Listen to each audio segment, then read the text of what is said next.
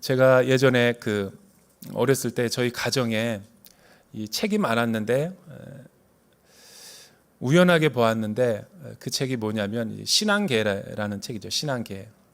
아실 분들은 아시지만 이 여의도 순복음교회에서 간행하는 그 월간 잡지였어요. 빛과 소금 같은. 그때는 굉장히 영향력이 컸기 때문에 그 신앙계가 집집마다 없는 집이 없을 정도로 굉장히 영향력이 있었던 월간 잡지였어요. 그런데 그 신앙계 맨 뒤편의 코너 부분에 보면 어떤 그 기사가 있었냐면 고정 칼럼이었죠. 이 예수원의 이 창립자셨던 그 대천덕 신부님이 이제 그 고정 칼럼에서 신앙 상담을 하고 있었던 내용이 항상 나옵니다. 지금은 그 아들 벤투레이 신부님이 예수원을 섬기고 있지만, 근데 그 대천덕 신부님은 우리와 약간 교파와 교단이 달라요. 복음주의보다도 더 넓고 깊은 그런 신학을 가지고 계신 분이시고, 믿음의 명문 가정이신데다가 또 이렇게 보수와 진보도 다 성경적인 가치라면 아울러서 같이 통합시키려는 그런 믿음의 거장이었죠, 사실은. 그러나 여의도 순복음교회랑은 약간 코드가 맞지 않는 것 같은데, 역시 조영기 목사님이 그릇이 커서 그런지 신앙의 컬러가 다르지만 그분은 대천덕 신부님은 부흥과 어떤 성장을 강조하는 분이 아닙니다. 오히려 순결함, 거룩한 삶, 또한 이 정의, 인티그리티 이런 거를 강조하는 분이 그분의 이제 신학이죠. 그런데 그 칼럼에 많은 분들이, 한국 성도님들이 신앙 상담을 해오셨어요. 근데 제가 그때 읽었던 대목이 뭐였냐면, 어린 나이인데도 다 지금 기억을 해요. 어떤 중독에 빠졌던 분인 것 같아요. 뭐 마약도 손대고, 뭐 도박도 손대고, 세상으로 보면 전혀 소망이 없었던 분인 것 같아요. 가정도 이혼하고, 거의 자기가 절망 가운데 있을 때 누가 전도를 해가지고 교회 나와서 이제 신앙생활을 하게 된 거죠. 그리고 예배를 빠지지 않고 이제 공동체 생활을 잘 하고 있는데, 무엇이든 고민을 이제 상담하는 코너니까 자신의 내면의 고민을 거기다가 놓은 거예요. 뭐냐면, 나는 참 내가 나를 볼 때 소망이 없습니다. 왜냐하면 하나님이 은혜로 나를 구원해 줬는데도 여전히 저는 죄에 넘어지고 쓰러지고 자빠집니다. 또다시 마약을 손대고, 또다시 이 도박에 손대고, 교회 나오면 조금 괜찮은 것 같더니 또다시 일상으로 돌아가면 그 강력한 유혹과 시험을 끊지 못해서 저는 참 비참한 인생을 살아가고 있습니다. 신부님, 어떻게 해야 되나요? 이제 그렇게 질문한 거예요. 아직도 또다시 술, 담배를 또 옛사람으로 돌아가서 그렇게 손대고 있습니다. 너무 정직한 고민을 한 거죠. 근데 나는 상담이 그래야 된다고 봐요. 다 좋은 것만, 승리주의에 빠져가지고 그냥 다 겉만 포장하고 속은 안 드러내는 것보다 차라리 그분처럼 자신의 문제가 뭔지를 다 드러내면 치유와 회복도 저는 빠르다고 봐요. 근데 대천덕 신부님은 그 당시 우리나라가 가지고 있는 이 생각으로 상담을 해주지 않고 이렇게 얘기했어요. 사랑하는 형제님, 괜찮습니다. 그럼에도 불구하고, 그러니까 그분의 상담이 뭐였냐면, 내 구원이 내가 받았는지 안 받았는지가 확신이 안 됩니다. 구원을 잃어버릴까 봐 겁이 납니다. 그러니까 상담 내용이었어요. 근데 대천덕 신부님이 뭐라고 말하냐면, 형제님 안심하십시오. 당신의 구원은 절대로 잃어버리지 않습니다. 하나님이 여전히 당신을 사랑하십니다. 그러나 교회는 떠나지 마십시오. 그러나 아무리 넘어지고 죄에 쓰러지고 또다시 죄를 반복한다 하더라도 믿음의 삶을 떠나지 마십시오. 그러면 당신의 삶은 하나님이 붙잡아 주십니다. 어린 나이인데도 무슨 내용인지는 정확히 모르지만 지금 생각해 보니까 굉장히 대천덕 신부님이 이 신학의 스펙트럼이 넓고 이게 되게 그릇이 큰 거죠.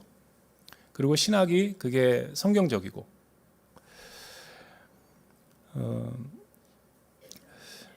우리 한국 교회의 문제는 이신칭의의 구원을 통해서 우리가 많은 숫자적인 부흥도 했고 성장도 했고 여기까지 왔지만, 또 한편 돌이켜 보면 이 믿음으로 말미암아 구원을 받는다라는 것이 우리 한국교회 신앙을 이렇게 어렵게 만든 걸 수도 있어요.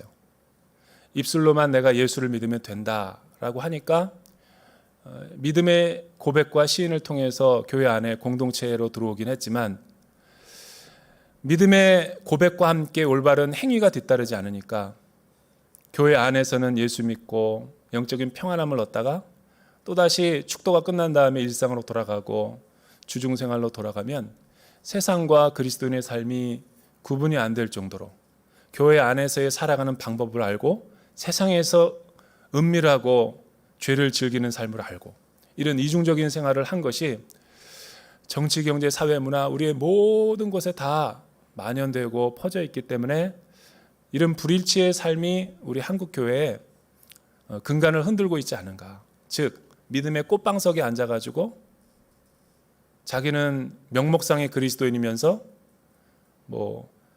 어떤 도피처와 피난처처럼 교회 공간을 활용하는 것이 아닌가. 좀 냉혹하게 말하면 이렇게 말을 할 수 있어요. 제 개인적으로는.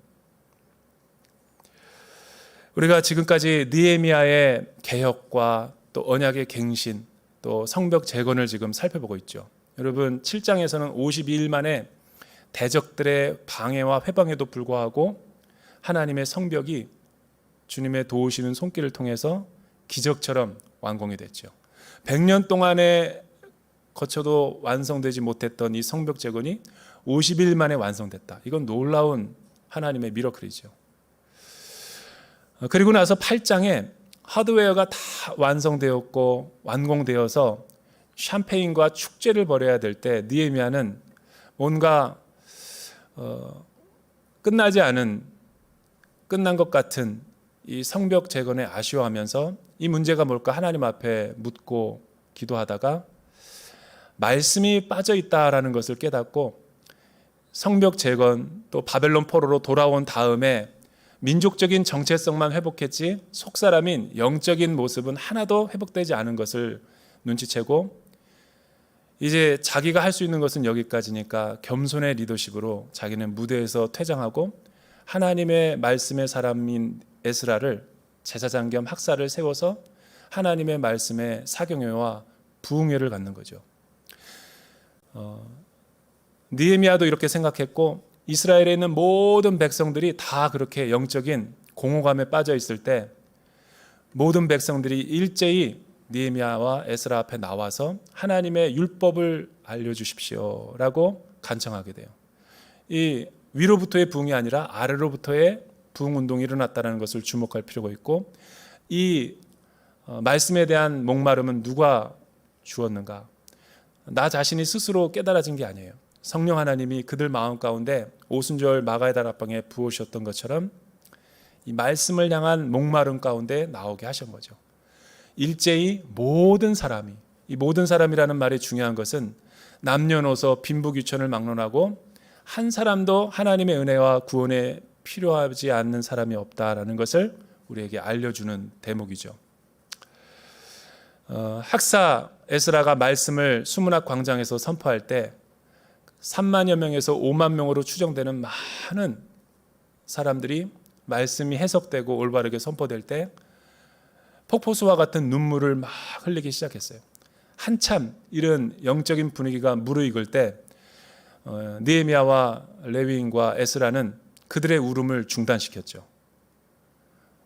약간 앞뒤가 맞지 않는 것 같지만 영적인 분별력을 사용한 거예요. 왜냐하면 하나님의 사람이었던 그들이 보기에 그들은 진짜 부흥이 올 때 가짜 부흥이 올 수 있다는 것을 경계한 거죠. 여러분, 하나님이 시대마다 부흥을 일으킬 때마다 참된 부흥은 눈물을 흘리는 것이 아니에요. 하나님이 주시는 참된 부흥은 기분이나 또 환경과 분위기로 조작되는 것이 아니에요. 감성적인 멜로디가 있고 감상주의적으로 내 마음이 터치할 때 뭔가 제대로 이해되질 않지만 막 우는 것이 성령님이 만지는 거라고 볼 수도 있지만 어떻게 보면 진짜 부흥이 일어날 때 항상 가짜 부흥이 같이 일어났어요. 가짜 부흥은 늘 마귀가 틈을 타서 우리의 감성적으로 예민한 부분을 터치해서 울게는 만들지만 우리의 근본 뿌리인 속사람, 영혼이 바뀌지 않게 하죠. 그래서 주일날 예배를 드리고 멜로디에 취하고 예배가 분위기에 따라서 잘 드려진 것 같다라고 느끼고 축도가 끝난 뒤 일상으로 돌아가면 사회와 가정에서의 삶이 안 바뀌는 거예요. 교회 안에서 은혜 받았던 모든 그 은혜의 분위기가 이 현장으로 나갈 때는 실행이 안 되는 거죠. 이게 믿음의 꽃방석에 앉아서 내가 가지고 있는 구원이 뭔가가 이 잘못되어 있는 부분인 거예요. 그래서 우리나라에 한때 낙원상가가 부흥했어요. 한국 교회 때문에. 부흥 그러니까 찬양팀만 부흥해가지고 악기상들이 잘 됐어요. 근데 지금은 한국 교회가 어려우니까 낙원상가가 줄도산하고 있어요. 부흥은 찬양팀이 부흥하는 게 아니죠. 참된 부흥이란 무엇인지, 또 하나님이 오늘 우리에게 주시는 메시지가 무엇인지 한번 살펴보기를 원합니다. 9장 1절과 2절 우리 같이 한번 읽어볼까요? 9장 1절과 2절 시작. 그달 24일에 이스라엘 백성들이 모두 모여 금식하고 베옷을 입고 머리에 흙먼지를 뒤집어 썼습니다. 그리고 스스로 모든 이방 사람들과의 관계를 끊고 제자리에 선 채로 자기들의 죄와 자기 조상들의 죄악을 고백했습니다. 말씀의 그 두려운 임재와 영광 앞에 서니까 우리가 가지고 있었던 모든 이 외적인 것들이 다 무장해제가 되고 감추어뒀던 모든 이 속에 있는 것들이 다 드러나는 일들이 일어나는 거예요. 이스라엘 백성들이 모두 모였다. 이제 눈물을 흘리지 못하게 하고 에스라와 느헤미야가 또 말씀을 강론하니까 말씀을 24일 동안, 정월 7월 1일에서 24일 동안 계속 말씀을 들으니까 이 우리의 영혼의 민낯이 다 드러나는 거예요. 감정적인 게 아니라 그 로고스의 말씀 앞에 딱 내용이 있으니까 그동안 나 중심적으로 살아왔던 모든 것이 회개가 되고 내가 얼마나 하나님 중심이 아니라 세상의 죄의 일락을 즐기면서 살아왔는가. 하나님이 비춰주시고 성령님이 조명해 주시니까 그 죄의 고통스러운 그 모든 괴로움과 슬픈 모습들이 다 비춰주니까 내가 하나님 앞에 서 있을 수가 없었어요. 그러니까 진정한 부흥은 우리의 영혼을 말씀 앞으로 인도한다는 거예요. 그 말씀의 영광 앞에 서니까 화로다 나여 망하게 되었도다. 제단 숯불을 내게 되어 주십시오. 막 고통스러워하는 느낌이 드는 거예요. 율법과 말씀으로 인한 그 심판에 대한 두려움과 떨림이 내 안에 생기는 거예요. 이게 참된 부흥이라는 것이죠. 기분이나 분위기라든가 남들이 하니까 같이 울고 이런 분위기에 휩쓸려서 돌아가는 게 찬양팀의 분위기 때문에 일어나는 것이 아니라 하나님 앞에 말씀 앞에 서니까 떼굴떼굴 구르게 되고 자신의 죄를 토해내고 정말 그 죄가 주는 아픔과 슬픔을 인식하게 되니까 서 있을 수가 없는 거죠. 시대마다 하나님의 부흥이 일어날 때마다 이런 느헤미야의 수문학 광장에서 일어났던 모든 역사가 동일하게 일어났어요. 한 번도 예외가 있은 적이 없어요.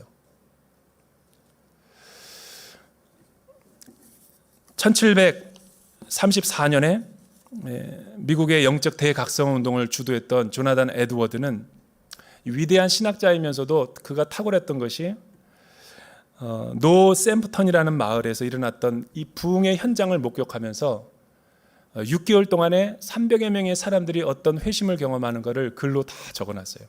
그 사람은 감정적인 사람이 아니라 굉장히 냉철한 학자예요. 그런데 그가 하나님의 진노의 손에 붙들린 사람들이라고 설교를 할 때는 눈이 안 보이는 사람이에요. 시력이 안 좋아서.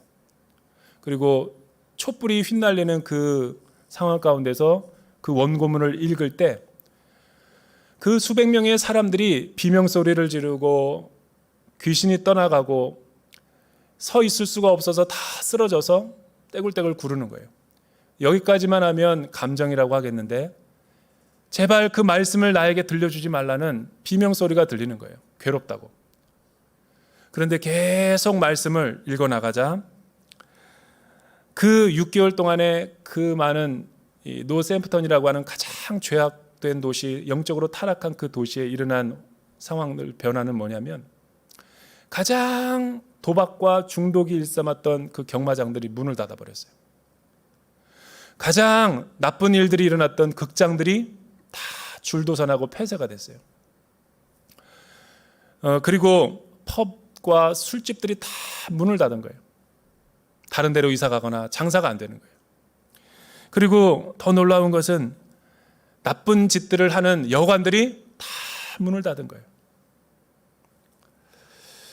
특별히 조선소에서 일하는 사람들은 이 손이 나빠가지고 나쁜 짓들을 많이 일삼는 거예요. 맨날 폭력과 싸우고 술 먹고 때리고 행패 부리고 남의 물건들을 훔치고 이런 도둑질들이 많이 일어났는데 이 노샘프턴에 6개월 동안에 어떤 일들이 일어나냐면 남의 거를 훔친 것들이 있다면 다 갖다 놓으시라고 했더니 그 창고가 너무나 많이 수북히 쌓여가지고 새 창고를 2-3개 더 짓는데도 그것도 모자라서 또 창고를 조선소 옆에다가 짓는 진풍경이 열린 거죠. 이때 회심한 모든 사람들은 당나귀를 붙들고 울었대요. 오 나의 형제여, 오 나의 자매여. 이 당시 밭을 가던 소들도 하나님의 부흥이 노샘프턴에 왔는 줄 알고 소들도 알았대요. 왜냐하면 밭을 갈다가 술 먹고 맨날 때리던 주인이 은혜 받고 회심하고 변화되니까 안 때리는 거예요. 수많은 청년들이 떼굴떼굴 구르면서 우리에게 계속 하나님의 거룩한 말씀을 들려주십시오. 아니면 죽음을 주십시오. 라고 부르짖었어요. 그들은 울지 않았죠. 냉철한 지성으로 하나님의 말씀 앞에 서서 하나님의 말씀의 뜻에 나타난 것과 하나님의 성품을 깊이 인식하고 자각한 거예요. 죄가 주는 파괴력과 무서움이 얼마나 큰지를 깨닫고 그 죄의 문제를 가지고 씨름했죠.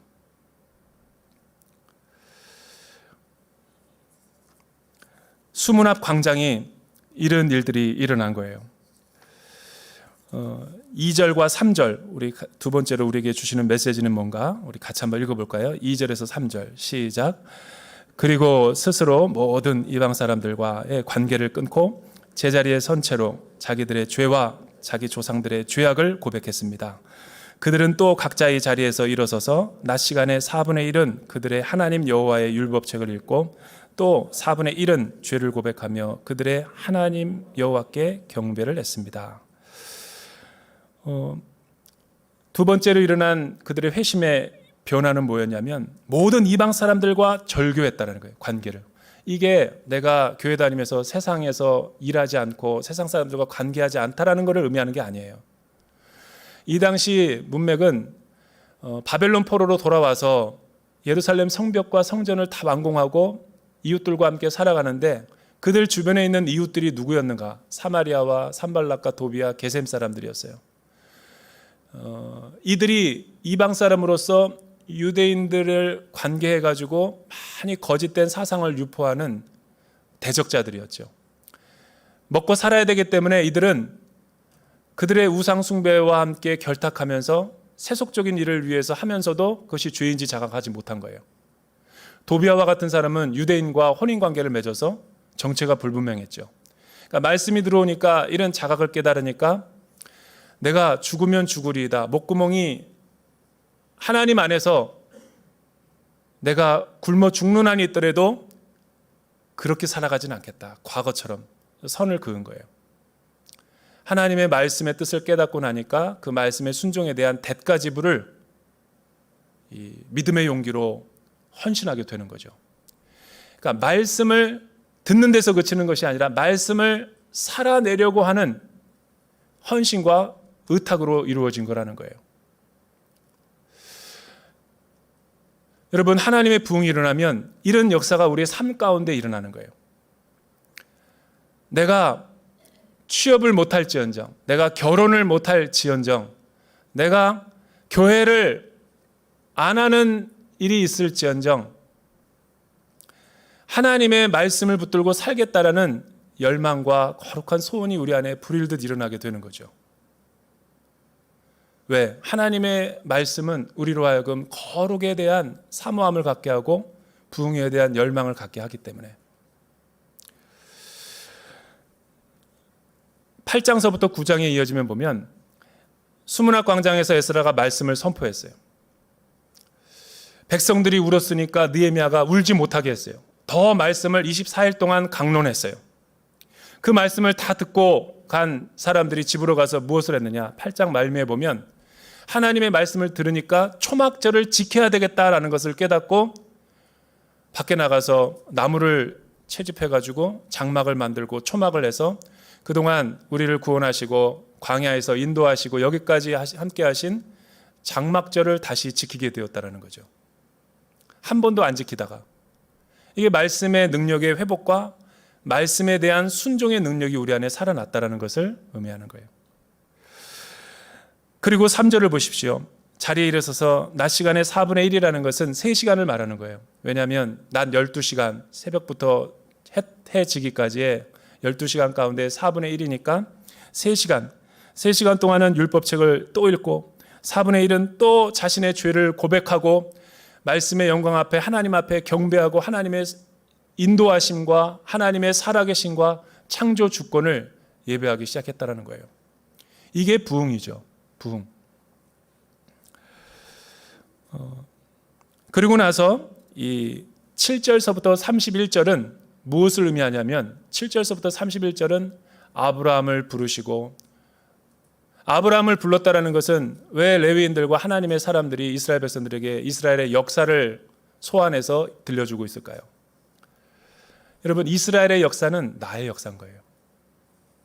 이스라엘의 역사는 우리 하나님의 성도들의 삶을 의미하는 거예요. 하나님의 말씀이 깨달아지니까 모든 것을 다 과거가 해석이 되어지는 거죠. 섭리로 받아들이게 된 거예요. 예수 믿기 전에는 늘 남 탓하고 늘 불평하고 원망하고 사회 탓하고, 그런데 하나님의 말씀의 영광이 드러나니까 부인 탓과 자녀 탓이 아니라 부모 탓이 아니라 내 죄로 여기는 거예요. 그리고 나의 죄를 가지고 하나님 앞에 구원의 능력을 찬양하는 단계까지 이르게 되는 거죠. 왜 레위인들이 아브라함의 이야기를 했어요? 갈대아 우르에서 소시민족으로 살던 아브라함을 한 사람을 택하신 이유가 뭐예요? 그 사람만 복의 근원이 되는 것이 아니라 그 사람을 통해 온 열방이 복을 받게 했듯이 저와 여러분들을 불러주셨다는 거예요. 그러나 그런 하나님의 부흥과 구원을 받은 사람들도 요셉을 알지 못하는 바로 왕이 정권이 바뀌니까 그동안 누렸던 풍요는 다 사라지고 고난과 압제 속에 살아갈 수도 있다는 것을 보여주는 거예요. 즉 축복도 받지만 고난도 경험할 수 있는 거예요. 그러나 예수 믿기 전과 예수 믿고 나서의 고난의 의미가 차이가 어떻게 나요? 예수 믿기 전에는 나 혼자 이 고난의 문제를 해결했는데 고난받고 나니까 우리 교회와 예수 믿는 사람들과 하나님이 고난을 동행하여 주심으로 말미암아 그것도 넉넉하게 이기게 하는 거예요.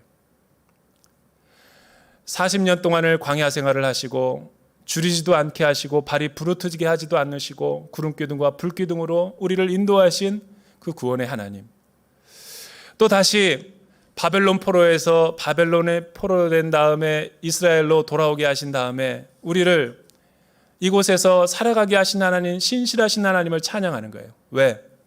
자신들은 돌아왔음에도 불구하고 또 도비아와 같은 사람, 또 아직도 죄와 단교하지 못하고 은밀하게 죄를 짓고 있는 이중적인 삶을 살고 있는데 그럼에도 불구하고 하나님이 나를 긍휼히 여기시고 불쌍히 여기시고 심판하지 않으셔서 말씀을 듣게 하시다니 놀라운 구원의 하나님을 찬양하는 거예요. 여러분, 은혜를 받으면 이런 고백이 나오는 거예요. 죄에 대해서 민감해지고 반복되는 나의 죄의 불성실함에도 불구하고 나의 죄보다 하나님의 사랑이 크고 하나님의 구원의 능력이 더 크다라는 주권을 높여드리는 거예요. 따라서 앞에 신앙계에서 인도하셨던 늘 중독에 빠지고 술 중독에 빠지고 아직 예수 믿으면서 담배와 술도 못 끊으면서도 구원을 잃어버릴까 봐 두려워하는 마음, 그 사람에게도 하나님의 한량없는 은혜와 긍휼이 임한다는 것을 오늘 말씀은 우리에게 선포하는 거예요. 여러분,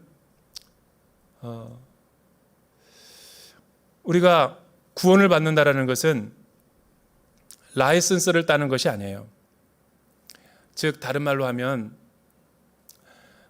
결혼식을 올렸다 그래서 이상적인 부부의 삶을 살아가는 게 아니듯이